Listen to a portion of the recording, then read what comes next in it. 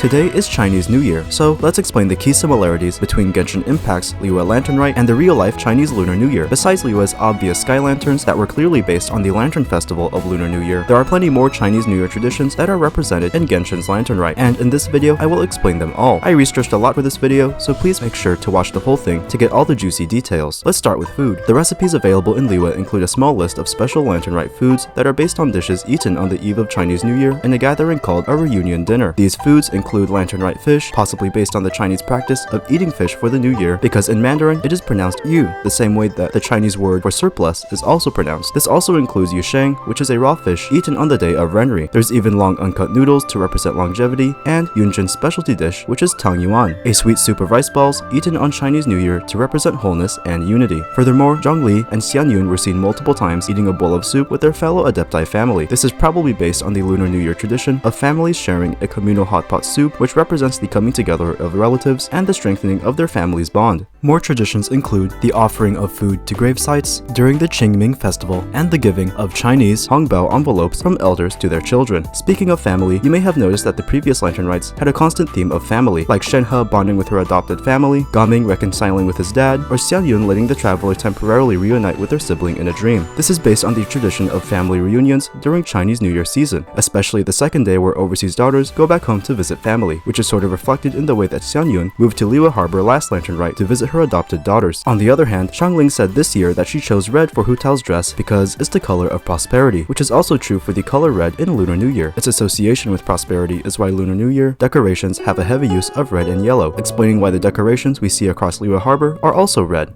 Lantern Rite also shares Chinese traditions that drive out evil spirits. The fireworks and firecrackers all over Liyue were used in ancient China to scare away an evil spirit called the Nian. This year, we could find masks based on the ones used to expel demons in Chinese Nuo Theater, the same mask that Xiao wears while conquering demons. On the topic of Xiao, you may wonder why you always see him fight bad guys in previous Lantern Rites. That's because many evil spirits are believed to come out during Lunar New Year, which explains why Xiao, an adeptus whose job it is to fight evil spirits, is always working overtime to combat the seasonal influx of monsters. Liyue also has traditional Chinese New Year performances like Gaming's Cantonese lion dance or Yunjing's Beijing-style opera. Last but not least is the use of a yearly mascot for the giant Mingxiao lantern at the center of the harbor, which is probably based on the yearly mascot for Chinese New Year, like Year of the Snake, Dragon, or Rabbit. If you want more videos that analyze the real-life culture behind Genshin Impact and Liyue, make sure to subscribe because more Lantern Rite videos are on their way.